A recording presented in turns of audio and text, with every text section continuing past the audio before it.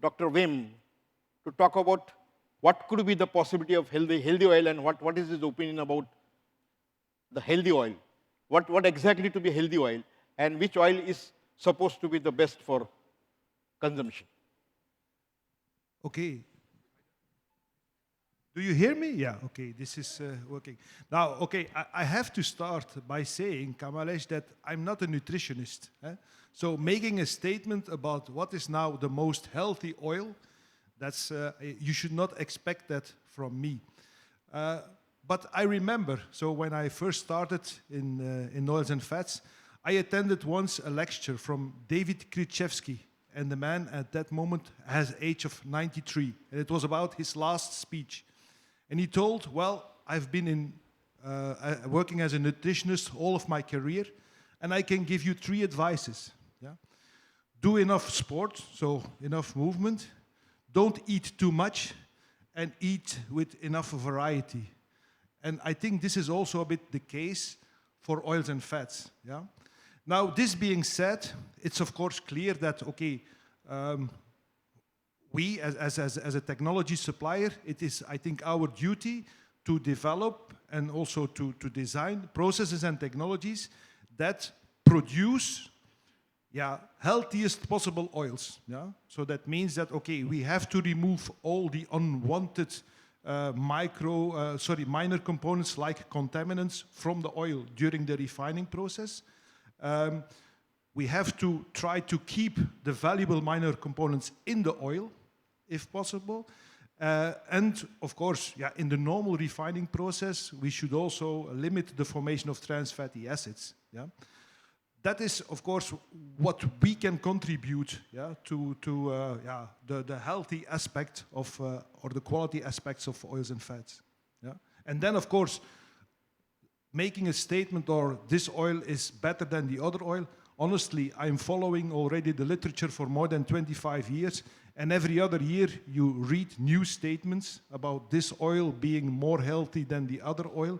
And all of these articles are then based on scientific studies that have been undertaken, and I think they have been undertaken in correct conditions. I remember that when I was at the university, we also did once a study to see what is the effect of interesterified fat on the cholesterol level in oils and fats. And we did a study with what they called at that moment a free living population. We used students, but we did a study in the beginning of the academic year. And the students at that moment, okay, they consumed quite a lot of alcohol, meaning that the results, the outcome of the study was completely biased by their high alcohol consumption. So, I mean, all these studies, you have to look at it in a bit of a,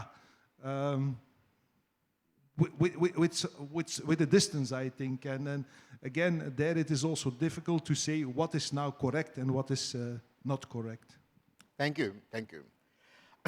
Now, Dr. Prasad, in fact, you have just now shown certain norms from FSI. So probably you already, you can... I think your voice is not so... You can hear? You cannot hear? Yeah, you can use that mic perhaps. Okay, fine. Okay? Yeah, that's good. Okay. So recently you have done you have just shown a presentation. So what are the points that FSSAI should look into to see that the oil is healthy in all aspects? Because see, generally what we see that there is a lot of comments, a lot of debates going on. Whether cold pressed oil is good, whether refined oil is good, whether physically refined oil is good. USA say palm oil is bad. Malaysia says palm oil is good, seed oil is bad. So when MPSC CEO was there, she started talking about what you call as a seed oil, trans fat and all that. So what is exactly? Sometimes we as oil technologists or knowledgeable, we know what are the difference. But when it goes to the normal people in this one, they always ask the question, what is really, which oil is good? They are totally confused, and confused karne wale kafi log hai on this one. So probably you can. Thank you. Thank you. Basically, the thing is, I totally agree with our previous speaker that we cannot say that any oil is bad. Okay, every oil has its own thing. But coming to FSSA, only thing is the problem is FSA makes only regulations. FSA never says that that oil is good, this oil is good. See, only thing is based on the what you call science base. Say, for example, one of the recent regulation is in the multi-sourced oil to really create that omega-3, omega-6 ratio 5 to 10, the third oil is permitted. Like if some industry really comes out that this particular oil, new oil is really good, then they introduce that particular regulation like mooring oil. It's a recent introduction. But particularly for your question, sir, I think one should really refer the NIN ICMR, the Indian Dietary Guidelines. Last year it has come, as anybody can type in Google, ICMR, what you call dietary guidelines, NIN. So in that particularly, they really very, very clearly mentioned about the answers for all commodities now he was asking. See whether, particularly when you go to refined oil, everybody says that it's not really good for health. See, all of us, we should know that 85% of the refined oil, out of the oils we are produced, 85% of the oils are refined oil. If refined oil is not good, all of us sitting in this room, we should have really suffering with a lot of diseases. I think in ICMR guidelines, these points were clearly taken care. They clearly said that every oil is really good.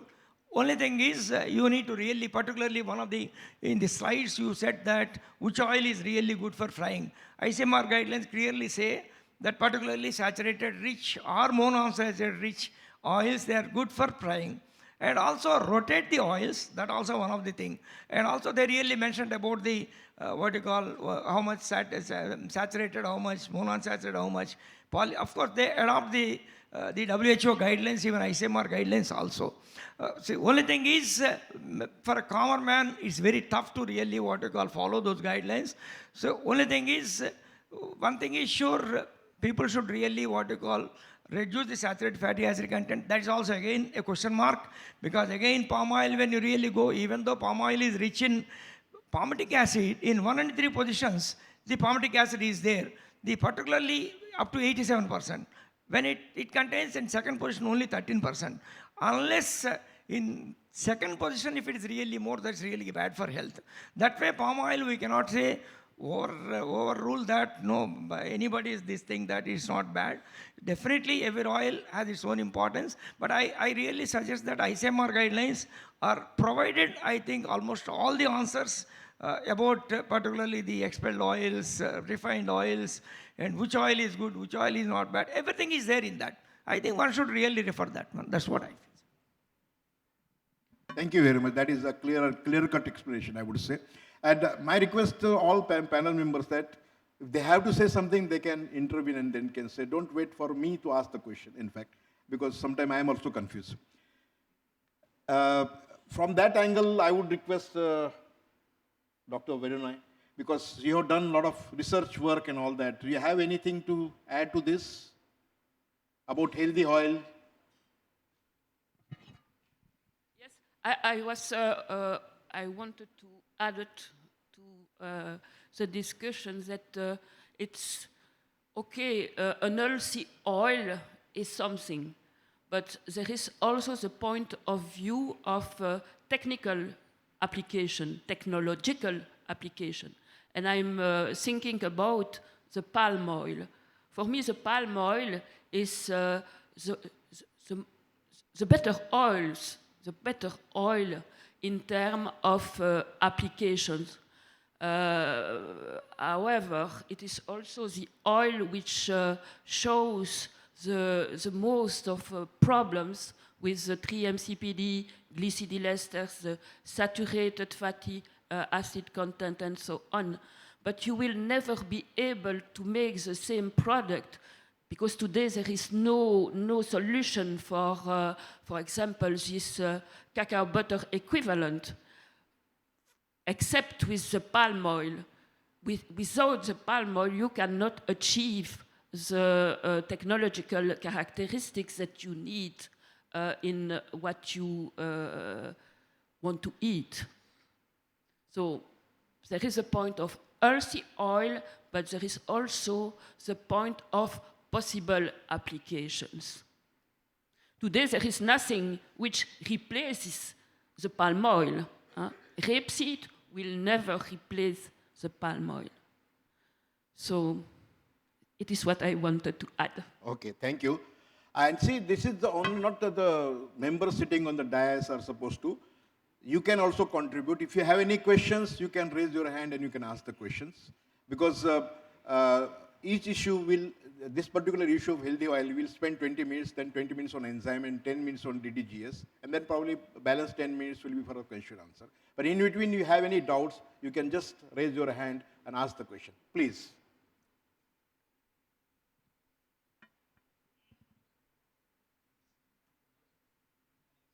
Yeah, yeah. 1 second. Yes, please. This is the most common question I have faced from the audiences earlier during my tenure as a president of SCA. Which oil we should eat? In India, everybody is consuming oil according to his preference. But this, most of the people doesn't know which oil they should consume. So I am not a oil technologist, but what I suggest people, I am just referring to that.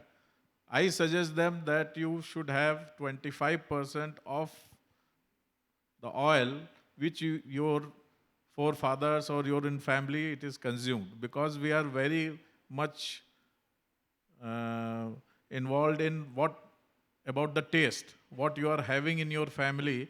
You don't want to give up that 25%, whatever you are eating from the past many years, from the childhood. 25% on the particular application. Suppose you are deep frying any product, or you are making a salad, then you should use oil based on that application. For frying, say, like Madam said, palm oil is very stable, very good. It has monounsaturated. If you are using, say, pickles in India, it is very popular. It is only in mustard. So depending on the application.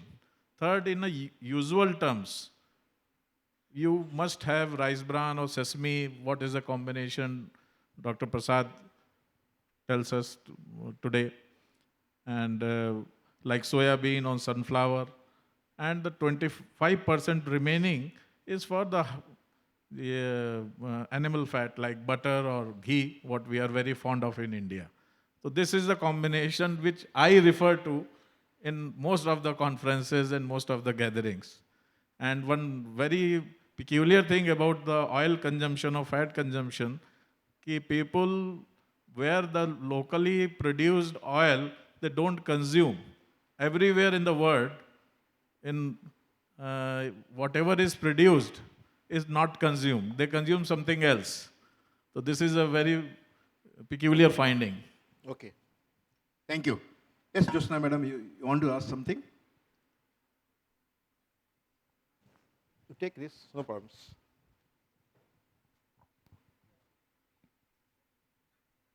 Thank you, sir.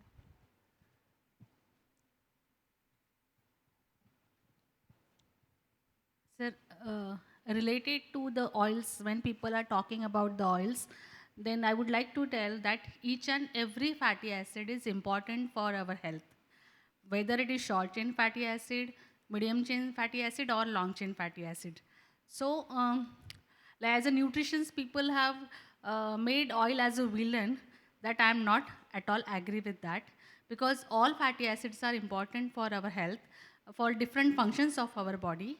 And when we are talking about the healthier oil, as per my knowledge, we should change the oil and or we should combine the oil. Now in India also we are getting the good blends of oil that we should use properly.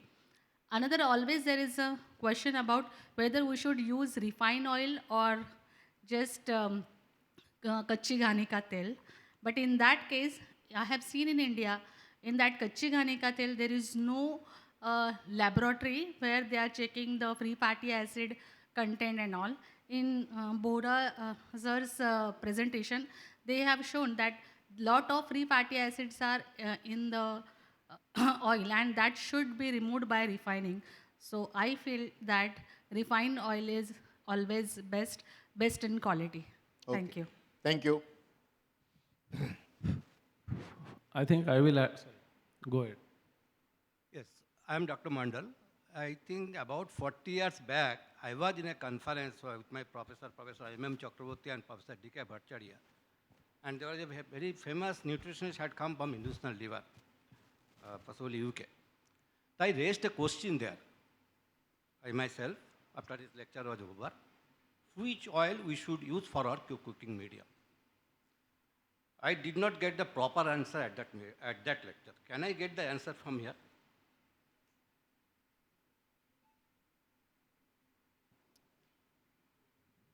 So, So what is the point?